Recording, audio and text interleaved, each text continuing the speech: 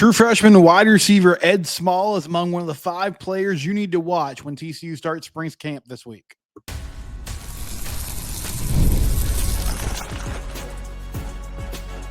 You are Locked On Horned Frogs, your daily podcast on the TCU Horned Frogs. Part of the Locked On Podcast Network, your team every day. Locked On Horned Frogs, your team every day. I'm your host, Steven Simcox. We are brought to you today by Gametime. If you need tickets to the big game, download the Gametime app today. I've been covering TCU athletics for the past 12 years. We're starting today with some spring football talk. I want to talk about spring football starting this week. 5 players that you need to keep an eye on as we get practice reports. We hear from Sonny Dykes, the assistant coaches, and we move towards the upcoming football season. We're also going to discuss in segment 2, TCU women's basketball headed to the Sweet 16 for the first time in program history, the storybook season that Mark Campbell has orchestrated after last season having to forfeit games because they didn't have enough players, all the injuries. Well, they won both games in Shalimar Arena. They set an attendance record today against Louisville, or yesterday. You're listening to this on Monday, but you know what I mean. They set an attendance record against Louisville, had over 7,000 fans in attendance, and they took down the Cardinals. They took down Fairleigh Dickinson in the first round, and they will be headed to the second weekend to take on Notre Dame. We'll also get into TCU baseball, getting a series win over Texas Tech and why that's significant. But we start today with spring camp because it's happening this week. According to Jeremy Clark from Horned Frog Blitz, spring practice will start on Thursday as the Frogs get ready for another season. And I'm going to list today the 5 players that you need to watch during spring camp. For the most part, this list are younger guys that we are either expecting to make an impact this year or that just need to solidify themselves in the depth chart. Because to me, that is the most interesting thing about spring practice. Now, there's a lot of players I could have listed here. I think there's a ton of intrigue about this team. There's not a lot of position battles going on. There are, however, a lot of young players who are either starters or are players that they're counting on to be contributors that spring camp will tell you a lot about where they are. The first player I want to talk about is true freshman wide receiver Ed Small. Ed Small is not the highest rated recruit in this class. Now, he's a pretty highly rated recruit. He is a 3-star prospect technically, but he's a 90 out of 100 as a prospect on 247. So he's right there on the verge of being a 4-star. This is a guy that was productive from the moment he stepped foot on the field at Anderson High School in Austin to the moment he left. He was the district MVP this past year. He had over 1,300 yards receiving, 21 touchdowns, also had a pick 6. He ended his career as the Austin ISD career leader in receiving yards, 3,813 yards and 52 touchdowns receiving. As a junior, he had 1,100 yards and 19 touchdowns. As a sophomore, he had over 1,100 yards and 15 touchdowns. He knows how to get open. He knows how to catch the football and how to make plays. He was the MVP of the state 7-on-7 tournament before his senior year. He committed to TCU. He went on and did great things that summer, had an outstanding senior year, and now is making his way to his first spring camp. He's going to play in the slot, which is where Joseph Manjack is. That's where Jordan Bailey is possibly going to be. And Jordan's a guy that I like a lot. I think he adds a dimension to this offense that they didn't have last year. And he can bring some explosive plays that this team desperately needs. But Ed Small is a guy that can play right away. And this receiving core, I think they're going to be good. You can't really undersell or understate what they are replacing. They are replacing potentially 3 NFL wide receivers. I know for sure they're replacing 2 NFL wide receivers. Savion Williams and Jack Besh, I don't know yet what their career is going to look like, but they're going to play in the NFL this year. They're going to be drafted. JP Richardson, I think, has a chance to make a team. And those dudes were outstanding in college.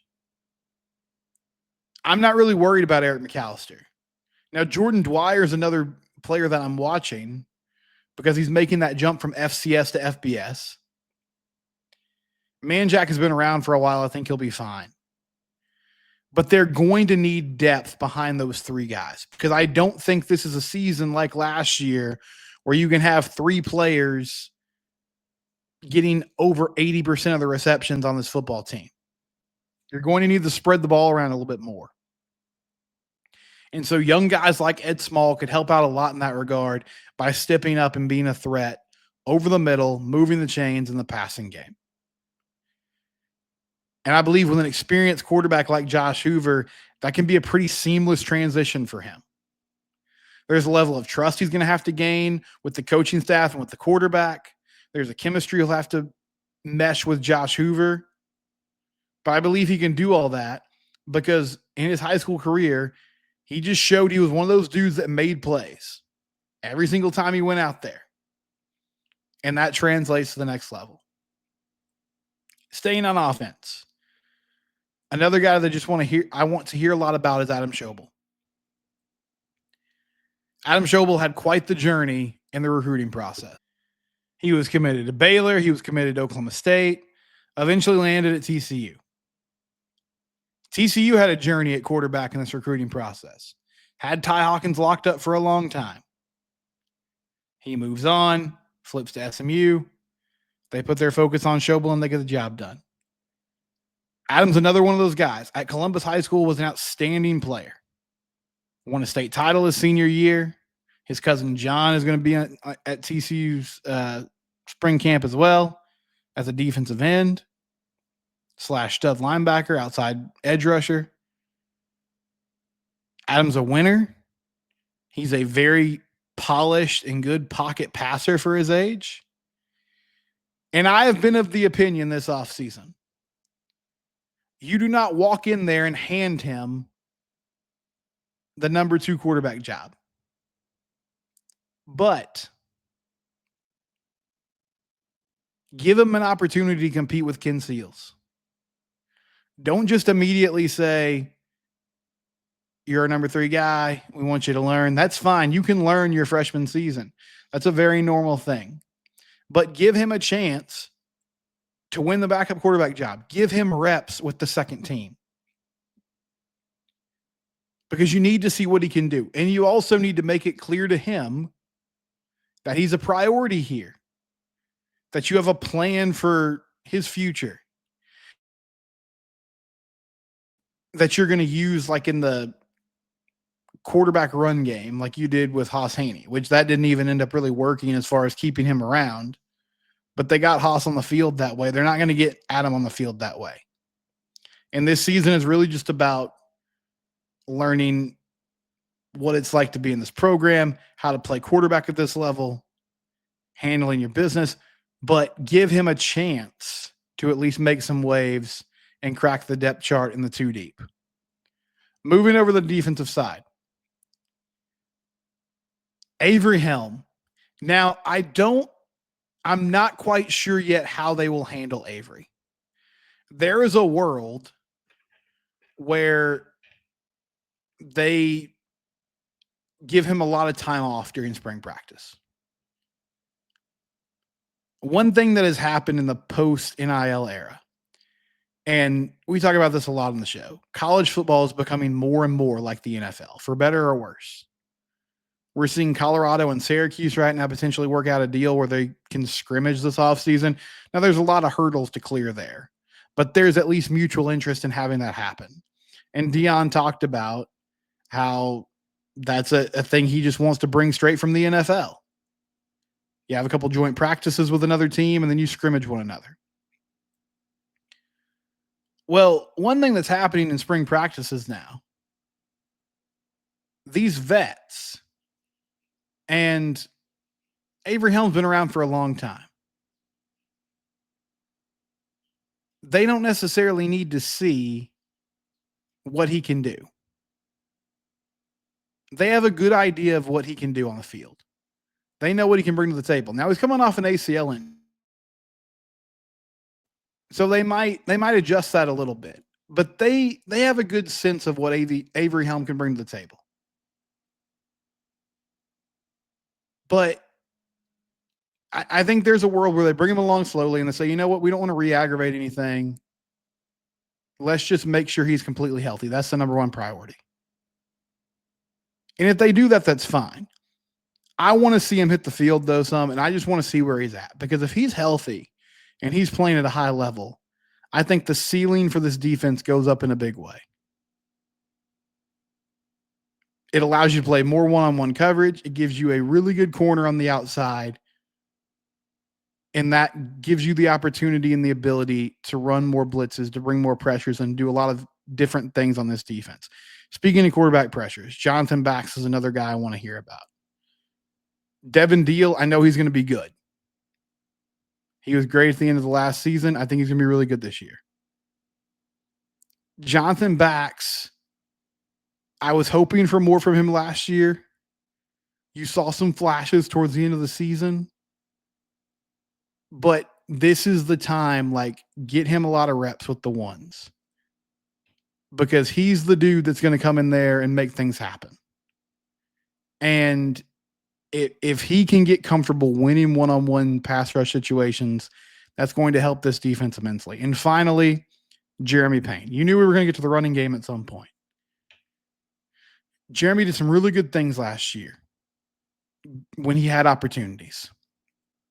If he can put it together fully, and him along with Nate Palmer and Trent Battle can become a good three-headed monster at running back, this offense could be really special this upcoming season.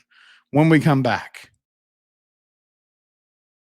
the TCU women are headed to the Sweet 16 for the first time in school history. We'll talk about that next round. Locked on Horned Frogs, your team every day. I do want to tell you about our friends at Gametime, though. Download the Gametime app today. Use code LOCKEDONCollege for $20 off your first purchase. If you need tickets to the big game, make sure you use the Gametime app. That's where tickets are not stressful. You can get them easily. They have curation that makes it easier to find better value for your tickets, from sports to concerts to comedy, etc. Check the Gametime app today. There's amazing deals going on right now. Download the Gametime app, create an account, and use code LOCKEDONCollege for $20 off your first purchase. Again, that's LOCKEDONCollege for $20 off your first purchase. Check out the Gametime app. Give it a try today. Congratulations to TCU women's basketball. They are headed to the Sweet 16 for the first time in program history. They got a win over Louisville on Sunday evening, 85-70. They are now 33-3 on the year. They went 21-0 at home. They went undefeated at home this season. It was a great atmosphere at Shalimar Arena. Over 7,000 fans in attendance. A little bit of a slow start. So Louisville, they had a comeback win against Nebraska on Friday. And Jada Curry, there's no relation there to Steph Curry, but she played like Steph Curry tonight. 41 points, 6 of 12 from 3, 13 of 28 from the field overall.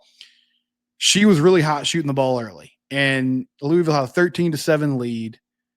TCU took a timeout, regrouped, and then they came out. And honestly, from that moment on, they took control of that game. Settled in, had a 20-17 lead at the end of the first quarter, went on a crazy run in the second quarter, and went into halftime with a 21-point advantage.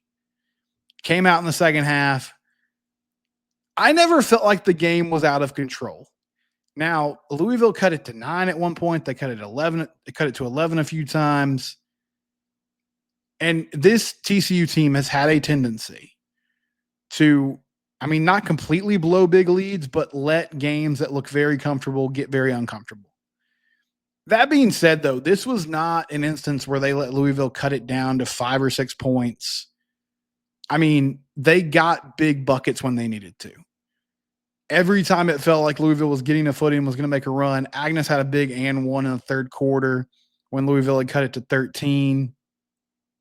Haley Van Lith had a tough layup in the fourth quarter when they cut it to 9 at one point. They just had an answer all night long. Haley played well.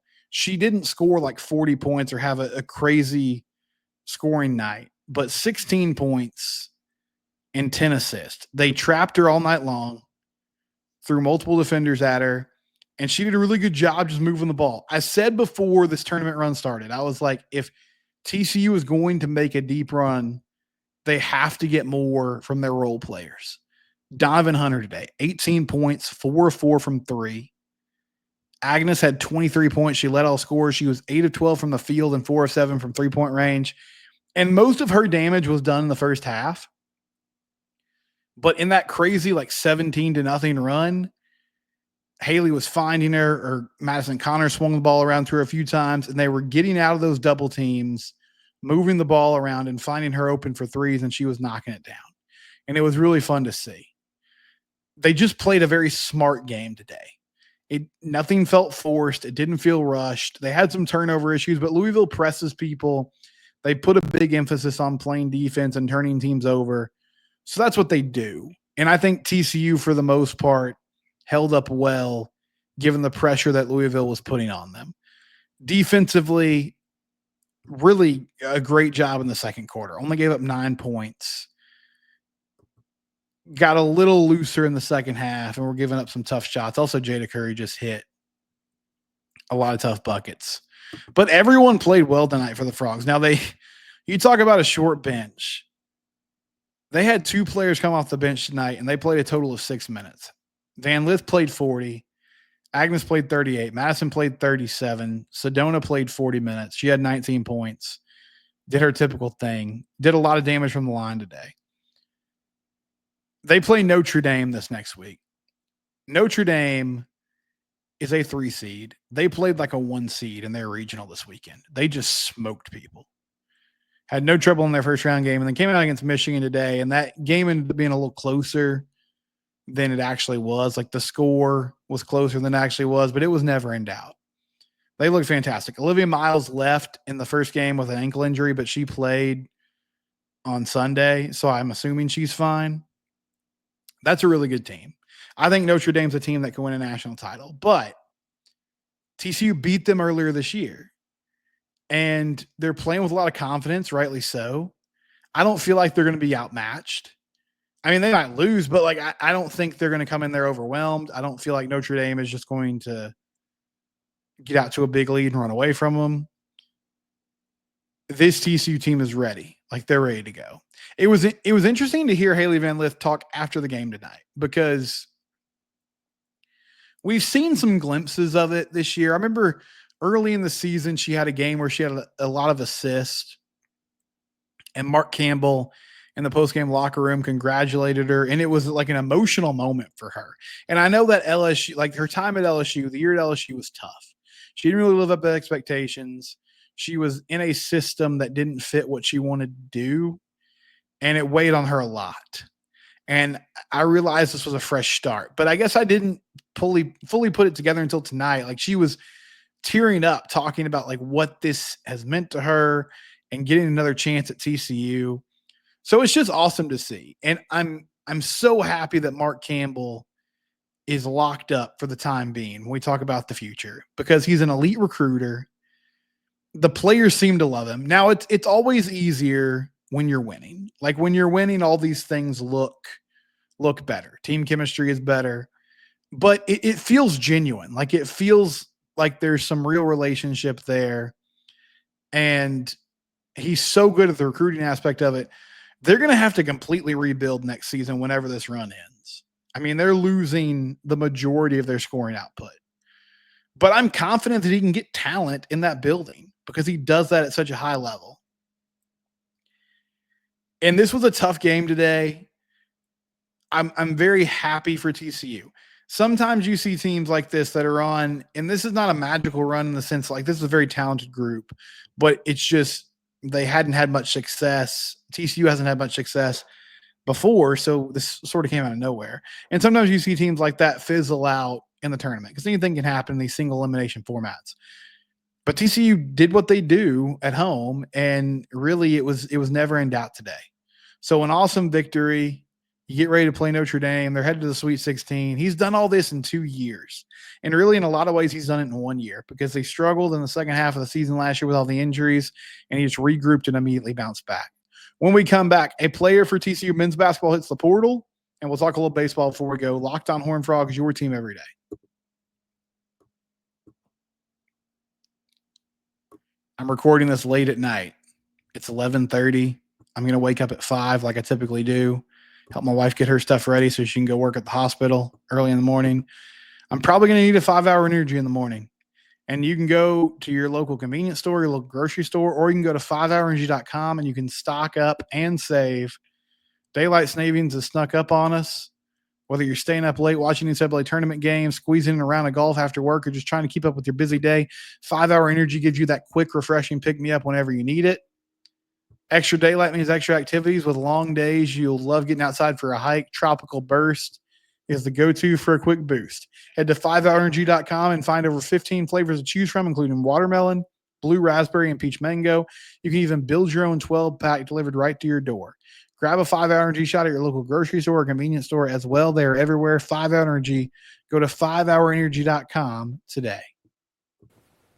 The NCAA tournament is here, and so is the bracket breakdown. Locked On Podcast Network and Amazon Fire TV channels are teaming up to deliver NCAA tournament coverage like never before. Watch studio shows featuring former players and Locked On's local experts as they guide you through every upset, buzzer beater, and bracket matchup. Stream it all for free on Amazon Fire TV channel. Search Bracket Breakdown to see it all for free. It's your team every day.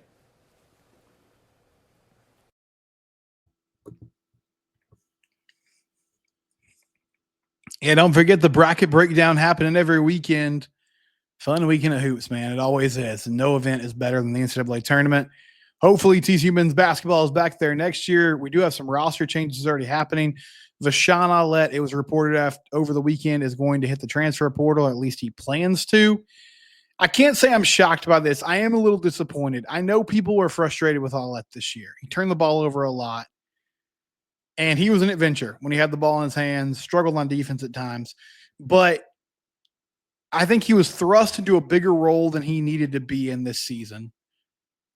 He was supposed to be kind of a complimentary guard along with Frankie Collins and Noah Reynolds. He ends up with the injuries, becoming the dude who has to really go create his own shot on a nightly basis.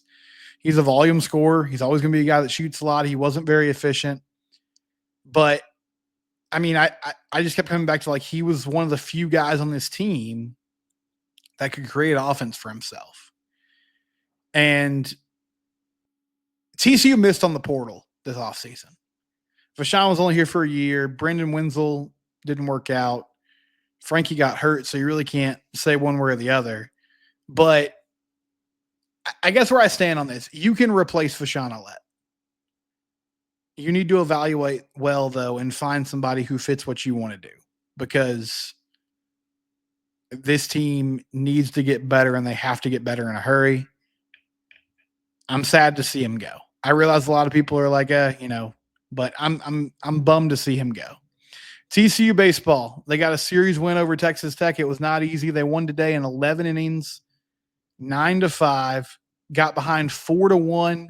Cole Klecker gave up 4 runs in the third inning, but they hung around. They stayed with it. They chipped away. They tied the game at 5 and then ended up winning the ball game by a final score of 9-5, scoring 4 runs in the 11th inning.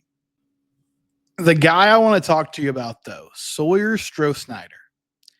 He is one of these freshmen that's super highly rated. We spent a lot of time talking about Noah Franco this season. Sawyer, there are days and then there are days. There's having a good day and then there's what he did today.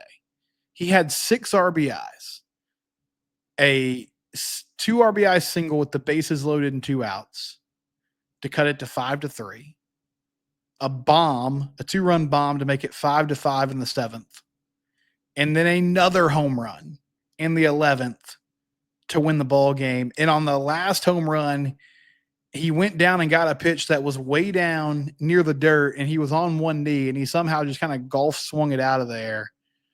An outstanding night. Sawyer's swinging the bat at a high level right now, and he's showing you why he was such a highly rated, highly touted prospect out of Brock, Texas.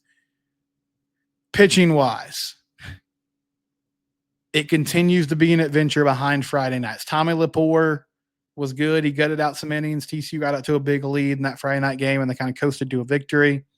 Saturday, Noah Franco ran into some trouble. Braden Sloan came in later on in the game. Tried to keep TCU in it, just couldn't quite do it. And then they won today, but it wasn't because of Cole Klecker. He had a couple good innings, and then he hit a wall. I don't know what Caedmon Parker's status is, but at the moment you have one starter that you can trust. And that's not a great recipe for success. But that being said, they gutted out a series win. They play Houston this weekend and get a couple games with UT Rio Grande Valley this week. Got to keep the mojo going. I feel like you just have to stay afloat while your freshmen get better and hopefully your pitching staff gets healthier. So we'll keep track of that. Basketball, football, and more. It's Locked On Horned Frogs, your team every day. We're free and available wherever you get your podcasts. Please subscribe to our YouTube channel.